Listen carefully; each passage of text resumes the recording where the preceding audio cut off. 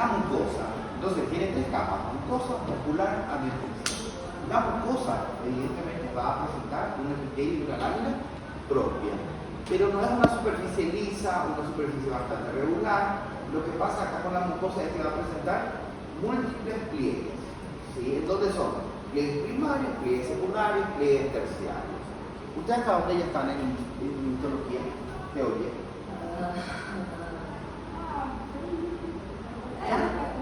Femenino y masculino también. Femeninos, pero fue un recitado. Fue una clase femenina. Y sí, porque no da, no permite. El programa es corto, 3 horas. Hablar de femenino es poco. Imagina que vos tenés que hablar de muchas cosas, femenino y masculino. 3 horas es muy poco. Eso difícilmente se termina el programa. Bueno, entonces, pliegues primarios, secundarios y terciarios encontramos aquí en la mucosa, donde están constituidos por una parte más oscura que es el epitelio. Y luego internamente vamos a encontrar qué cosa, la lámina propia, que es tejido conjuntivo laxo. Bueno, luego viene la capa muscular y vamos a ir observando más adelante. ¿Cuál es ese epitelio? Bueno, la mucosa, repitiendo, epitelio, lámina propia. ¿Cuál es el epitelio de la mucosa? Pseudostratificado cilíndrico. Sí, y ya ahí terminó, no se agrega más nada. No se agrega pseudostratificado cilíndrico. ¿Ciliado? No. Es pseudostratificado cilíndrico, porque es un epitelio que actúa mayormente como una célula secretora. Sí, o sea que produce muchos componentes que van a ser parte del semen prácticamente. ¿Sí?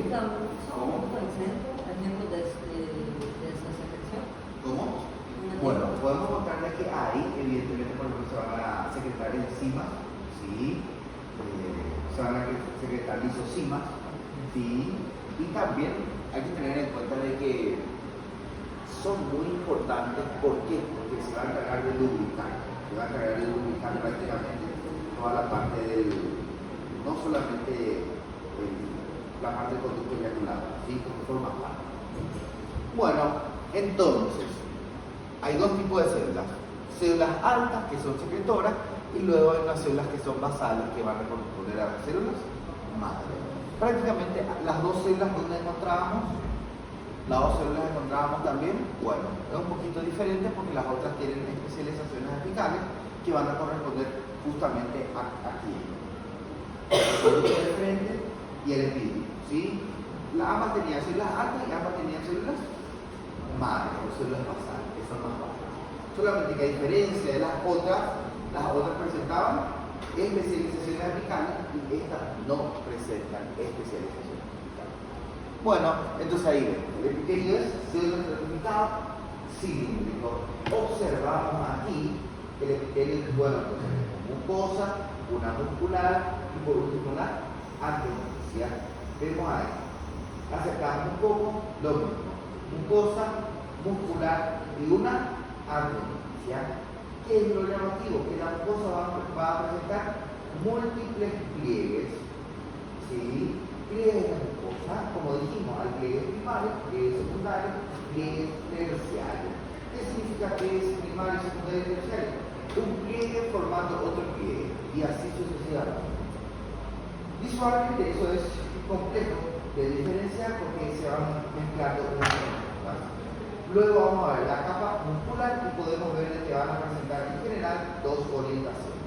Una circular interna y otra que es longitudinal externa. ¿Qué tipo de músculo es? Bueno, evidentemente el músculo listo. No hay mucho secreto, chicos. ¿Sí? Y por último vemos la adventicia, y la adventicia es tejido conjuntivo denso y regular. Observamos entonces ahí, mucosa, muscular, adherencia. Entonces vemos ahí la mucosa, epitelio, lámina propia, tejido laxo, la muscular, circular interna, longitudinal externa. Esta parte de justamente parte de lo que ocurre en los pliegues.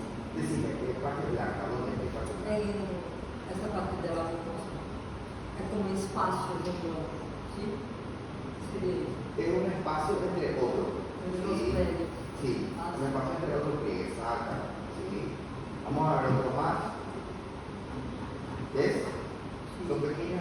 se va formando entre un pliegue con otro pliegue. Bueno, entonces, siguiendo, luego viene la próstata. ¿Sí? La próstata hay que tener en cuenta de que a diferencia de la glándula de la vesícula seminal, la vesícula seminal, ¿qué morfología presenta? Tubular alargada. Sí, es tubular y alargada. A diferencia de la próstata, que es túbulo alveolar. O sea que tiene dos configuraciones. ¿Sí? Y es una glándula en donde va a presentar un componente estromal con abundante cantidad de tejido conjuntivo del cerebral que se van entremezclando con las fibras musculares lisas. O sea, es un estroma fibromuscular. ¿Qué significa estroma fibromuscular? Significa el conjunto de tejido conjuntivo del cerebral con músculo liso. Se van mezclando unas con otras y ese es lo que va a formar el andamiaje. Sí, o sea, base de ciorro, porque no se olviden de que van a haber abundante cantidad de glándulas, alrededor de 40, ¿sí? Glándulas tubuloalveolares. ¿Y qué es lo que va a llamar la atención? Bueno, primeramente de que este órgano va a presentar 4 tipos de epitelios. ¿Cuáles son esos 4 tipos de epitelios? Primero, la más abundante, 80% del epitelio simple, cilíndrico. Luego, esos 20% se van a distribuir en simple plano, simple cúbico y pseudoestratificado cilíndrico. O sea que en esta glándula encontramos 4 tipos de epitelio, por lo cual la más abundante es el epitelio simple cilíndrico, pero tengamos en cuenta de que visualmente no podemos evaluar esa cantidad de porcentaje, ¿sí? Eso es un porcentaje más teórico. Bueno, entonces vemos ahí el epitelio, ¿sí? Como podemos ver aquí, la mayoría de epitelio pseudoestratificado cilíndrico, y luego viene el estroma. Dijimos de que el estroma es un estroma fibromuscular. ¿Qué significaba? La mezcla de dos componentes histológicos. ¿Cuáles son esos dos componentes histológicos?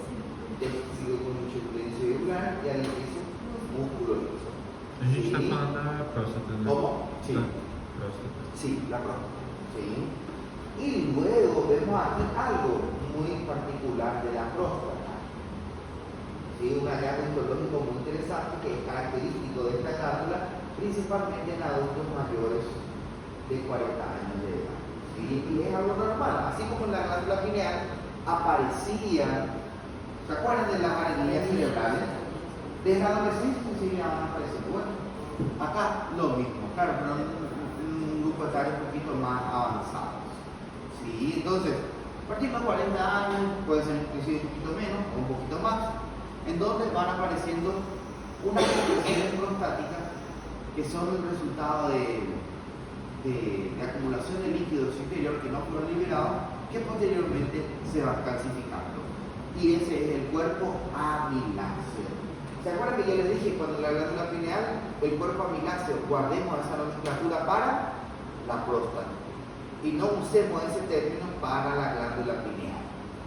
Porque justamente había una imagen que decía cuerpo amiláceo y era la glándula pineal. Y ahí eso iba a provocar una confusión para todos. ¿No? Entonces, miren ahí. Use ya una pedra, una pedrina, pequeñita. ¿Sí? Entonces vemos ahí que es una concreción prostática o también conocida como cuerpos amiláceos. ¿Eso es normal o eso es patológico? Eso es normal. Entonces ahí vemos toda la parte glandular, ¿cierto? Todas las glándulas con sus respectivas luces y epitelio, y luego el estroma fibromuscular bastante extenso. Observamos ahí, ¿qué órgano es? Glándula prostática. Vemos aquí, evidentemente toda la parte epitelial. Miren cómo es el epitelio. Sí, el epitelio pareciera ser que es un epitelio cilíndrico, pero sí vemos que hay células por debajo de las células cilíndricas. Acuérdense, ¿qué son las células que están por debajo? Son aquellas células más bajas en donde estamos observando el epitelio pseudoestratificado cilíndrico. ¿Sí? Bueno, observamos ahí que estamos viendo los componentes de la glándula prostática, el epitelio, ¿sí? Y el estroma. O sea que podemos decir que la parte funcional es parénquima, entonces la parte epitelial es parénquima y el andamiaje es el estroma. Sí, probablemente ya habrán escuchado de esa manera. Estroma y parénquima. ¿Estroma qué es? Estroma es el tejido conjuntivo de soporte y los demás tejidos asociados. ¿Sí? A diferencia del parénquima, que es la parte epitelial que cumple la función de ese órgano. Observamos entonces acá el epitelio certificado cilíndrico. Sí, va a presentar evidentemente aquí, si podemos observar, cilios, como podemos observar en esta imagen, bien característico. Observamos ahí. Entonces, cuando observamos los cuerpos amiláceos, ahí fechamos el diagnóstico. Si no vemos cuerpos amiláceos, es más complejo, más complicado. ¿Por qué? Porque el epitelio de una glándula con el epitelio pseudo-certificado cilíndrico podemos encontrar en cualquier lugar. ¿Sí? Entonces, un hallazgo característico y otra cosa, uno puede pensar, ¿cómo vamos a diferenciar de un niño de un adulto? Bueno, casi no se hace biopsia de próstata del niño, casi no se hace. ¿Sí? Es prácticamente una patología en donde cuando se hace biopsia generalmente es en adultos. ¿Sí? Difícilmente se hace en niños, por eso que nos vamos a ver cortes o imágenes de niños. ¿Sí? No digo que no exista, existe y todas las patologías pueden presentarse en cualquier circunstancia, pero no es así en todo. Bueno, miramos ahí, entonces vemos las glándulas. Esto, por ejemplo, que está acá, eso no es un cuerpo amiláceo. El cuerpo amiláceo siempre capta una tinción más fuerte. No puede ser una tinción clara, siempre tiene que ser el más fuerte o el más oscuro. ¿Sí? Podemos ver azulado, podemos ver más o menos violeta, lilás. Ese era lo más característico que no tenemos aquí en esta imagen. Olhamos aí, sempre pega uma cor mais forte. Olhamos aqui, seria o centro em relação a esta cor. Sempre pega uma cor mais forte. Estos son pequeños quistes, ¿sí? Pequeños quistes dilatados, que provavelmente mais para frente, com os anos, esse líquido que cai, ele vai virar depois um corpo amiláceo, ¿sí? Se vocês percebem, a luz da glândula ele não tem um contorno regular, né? Mas aqui, por exemplo, já podemos ver que tem um contorno mais regular. Isso é porque justamente está acontecendo a acumulação de líquido no seu interior, que são conhecidas como glândulas dilatadas, e quando tem líquido, falamos que são quistes. ¿Sí? Entonces ahí está lo que es la glándula prostática. Vemos aquí el estromófilo muscular. ¿Cómo está constituido el estromófilo muscular? Muy bien. Músculo liso y tejido conjuntivo denso y regular. No material só fala tecido conjuntivo, gente. Mas não esqueçam, é tecido conjuntivo denso e regular. Provavelmente seja um material com muita polêmica para aplicar, né?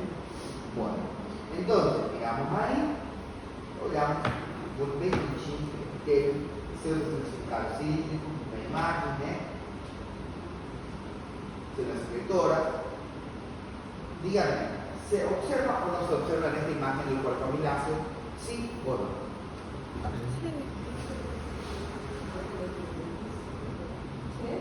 ¿Se observa cuerpo amiláceo en esta imagen? ¿Sí o no? ¿Alguien me dice? Sí. Muy bien. Ahí estamos observando. Como les dije, siempre capta una coloración más intensa, ¿sí? Nessa parte aqui não tem contornos, né? Sí, ahí está. Como que a gente sabe que é? Sempre pega a atenção mais forte. Não, mas como eu disse aqui, nessa, isso aqui é uma profissão que Por lo quistes. por causa disso. E outra coisa, a luz, não sei se vocês percebem, a luz fica colapsada. É mais ou menos assim. Você olha e a luz é desse jeito. E não é só uma, são várias. E você olha depois do lado Você olha para o lado, parece tecido muscular, e você duvida o que parece também um tecido múltiplo denso. Nossa, parece que tem as duas, não consigo identificar. Então aí, você tem que pensar que provavelmente seja quem? Seja próstata. Sim, boa pergunta, porque você se pergunta, né? Mas em que caso que você vai duvidar? Quando a imagem não é clara, quando a imagem não é específica, né? As imagens que temos aí no material, nossa, é muito evidente. Qualquer coisa, vamos supor, vamos olhar uma lágrima ruim, ou uma imagem que saiu por aí não é boa, então aí que fica difícil, aí que é o desafio, né? Então aí você tem que procurar o corpo amelhado. Se não tem, vai ser difícil. Aí você precisa de um olho mais experimentado, um pouquinho mais de conhecimento, mais experiente, né? Bueno, chicos, hasta acá. ¿Alguna pregunta? ¿Todo bien? Hasta no se ve por la misma la vesícula. No, son diferentes. Sí, acá por ejemplo se producen otras cosas. Sí, acá por ejemplo se produce el antígeno prostático específico, el antígeno prostático específico. Se produce también la fosfatasa ácida prostática. Sí, entonces son dos tipos de secreciones que se suelen medir en la sangre. Se miden en la sangre para ver si es que la persona tiene o no alguna patología prostática como tal, generalmente mayores de 45 años de edad o 50, porque generalmente el diagnóstico o el estudio que se hace en la próstata es mucho mayor, mucho más adelante. ¿Por qué? La mayoría de tus hombres tienen vergüenza de estar a próstata, ¿no? Porque una cosa vale por el hecho de que vos digas normal tus exámenes laboratoriales sanguíneos de la próstata, así como le mencioné, el antígeno prostático específico y la fosfatasa ácida prostática, mesmo que estejam valores normais, vai chegar um momento e vão fazer toque total. Aí não substitui. O povo sempre fala, nossa, somente o sangue, você já não tem mais nada, não tem que fazer. Isso é inicialmente. O que acontece naquela pessoa que está sentindo sintomas, está aumentando o volume, mas laboratorialmente não é assim. Porque vemos de que hay dos componentes que van a ir creciendo.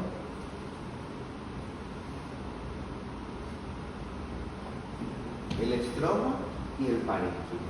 Si crece parénquima, entonces ahí sí van a elevar los niveles de los dos componentes de nutrición.